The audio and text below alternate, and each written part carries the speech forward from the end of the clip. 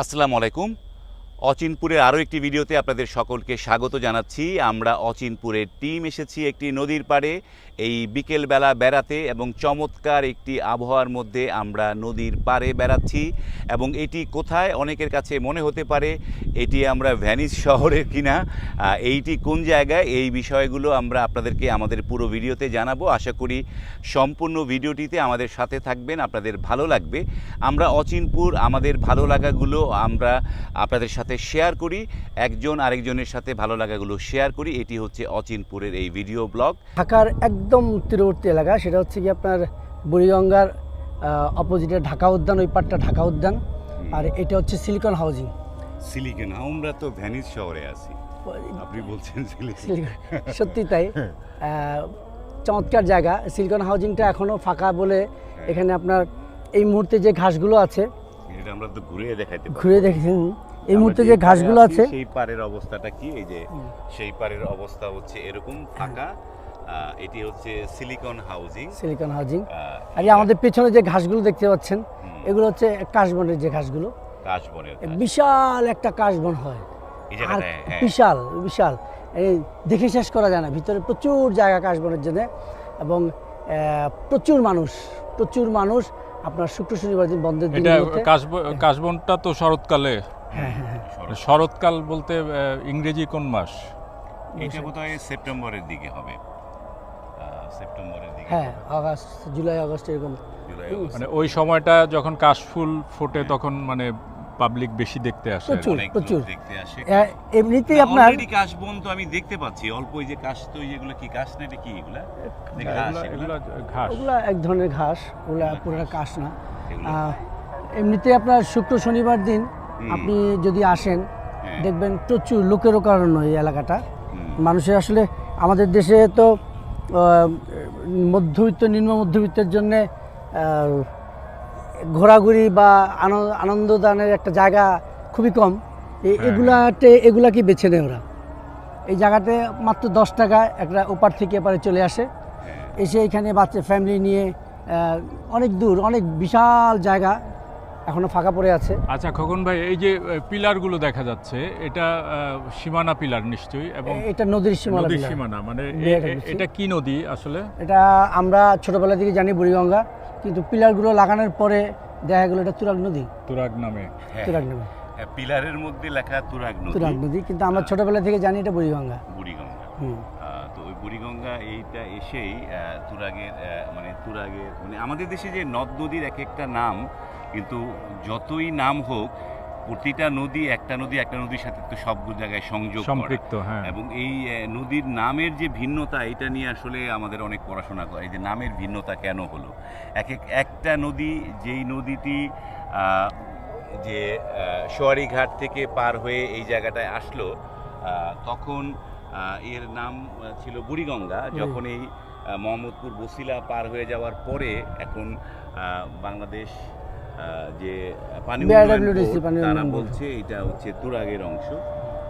তো তাদের কথাই আমরা মেনে নিচ্ছি, কারণ তারা এখানে একটা ব্যাপার আছে। আমরা কিন্তু এর আগের ভিডিওতে দেখিয়েছিলাম, আপনারা যে পাড়াগ্রামের যে হাটটা দেখিয়েছিলাম, স্থানীয় লোক যারা ওইখানে দীর্ঘদিন যাবৎ বসবাস করে, তারা সবাই কিন্তু এটাকে কেরানীগঞ্জের অংশ ভাবে, মানিকগঞ্জের অংশ, মানিকগঞ্জের অংশ ভাবে। কিন্তু কাগজে কলমে কিন্তু সেটা একবারে হচ্ছে গিয়ে আপনার মানিকগঞ্জ, আরেক পারে পরে হচ্ছে গিয়ে আপনার দোহারনগর। এইটা একটা বৈচিত্র্য, কারণ মানুষের, এলাকাবাসী যেই ভূমিস্থল যেই এলাকার সাথে সংযোগ থাকে, তারা সেই এলাকায় মানুষ মনে করবে, এটাই হচ্ছে স্বাভাবিক। কিন্তু এটা আসলে আপনার সরকারিভাবে এগুলাকে সীমানা করে নির্ধারণ করে নামগুলোকে চেঞ্জ করে দেওয়া উচিত, তাতে মানুষের বিভ্রান্তি হয়। যেমন ধরেন, আমি আজকে ওইখানকে যারা বসবাস করে, তারা ডাকের মাধ্যমে বা অন্য কোনো মাধ্যমে, এখন তো পার্সেল অনেক হয়, তারা যদি তাদের ঠিকানাটা একভাবে দেয় আর কাগজে কলমে বা গুগলে পাওয়া যায় আরেকভাবে, তখন কিন্তু সমস্যা তৈরি হয়। সেটাই একটা সমস্যা। কারণ এই যে ডাক বিভাগের কথা বলেছেন, যে একটা সময় আমাদের এই দেশে যেটা ছিল যে সরকারি পোস্ট অফিসের মাধ্যমে চিঠি আদান প্রদান হতো। সেটি তো এখন প্রায় বন্ধই বলা চলে। এখন আর কেউ আর সরকারি ডাক বিভাগের মাধ্যমে কেউ কারো চিঠি পাঠায় না। এখন যদি কারো চিঠি পাঠাইতে হয় সেটি কুরিয়ারের মাধ্যমে পাঠায়। সরকারি ডাক বিভাগ এখন বিভিন্ন সঞ্চয়পত্র এগুলো নিয়েই ব্যস্ত। যে মানুষ যে চিঠি পাঠাচ্ছে না, মজার ব্যাপার হচ্ছে সরকারি কোনো চিঠি আমরা এখন কুরিয়ারের মাধ্যমে পাই না, কিন্তু মানে সরকারি যে ডাক বিভাগ যে ভ্যানিশ হয়ে গেছে তা কিন্তু না। সরকারি ডাক বিভাগ আছে এখনো পর্যন্ত। যারা মানে ইউটিউব বা ফেসবুক, যারা বিশেষ করে ইউটিউবে যারা কাজ করেন, যাদের ইউটিউবে অ্যাডসেন্স অ্যাকাউন্ট যাদের আছে, অ্যাডসেন্স অ্যাকাউন্টের একটা কোড নাম্বার কিন্তু এখনো পর্যন্ত সরকারি ডাকেই আসবে, অন্য কোনো কুরিয়ারে ডিএচএলে আসবে না। যদিও ইউটিউবের যে কোডটা সেটা সরকারি ডাকে আসবে, কিন্তু ইউটিউবের যে বিভিন্ন ধরনের যে বাটনগুলো, যে সিলভার বাটন বা ডায়মন্ড বাটন, গোল্ড বাটন, এগুলো আবার সরকারি ডাকে পাঠায় না, এগুলো তারা আবার ডিএচএল এর মাধ্যমে পাঠায়। আমার বাসায় একটা সিলভার বাটন এসেছে যেটি হচ্ছে ডিএসএল এর মাধ্যমে। কিন্তু আমার ইউটিউবের যে মানে যে কোডগুলো, অ্যাডসেন্সের কোড, সেগুলো আবার সরকারি ডাকেই পাঠায়।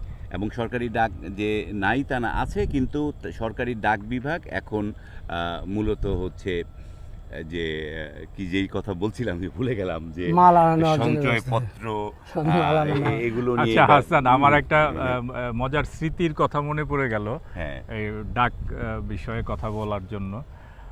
আমি এটা 91 সালের ঘটনা, 1991 ম্যাট্রিক পরীক্ষার পরে।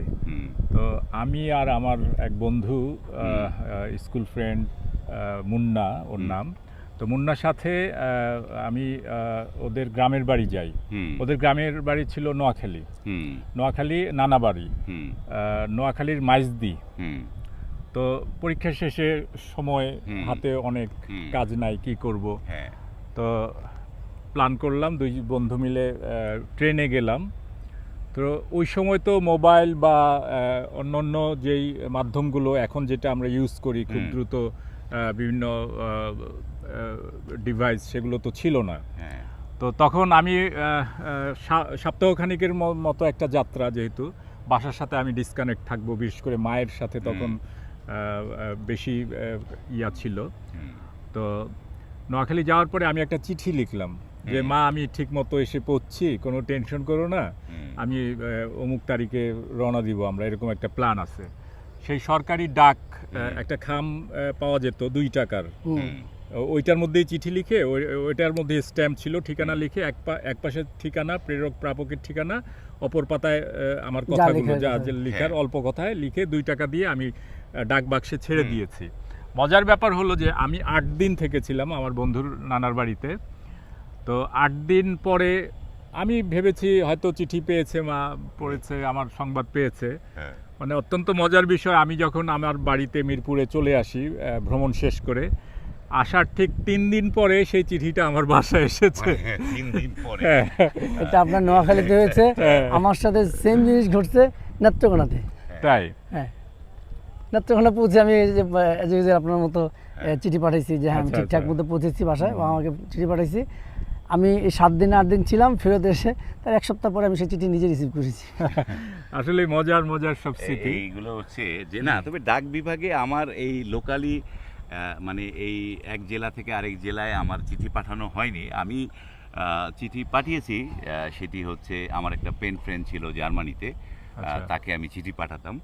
তো 1 মাস 15 দিন পরে চিঠি পাইতো পরে, এবং আমি একটা চিঠি লিখলে সেই চিঠি আমার কাছে ঘুরে আসতে সময় লাগতো 2 মাস 3 মাস।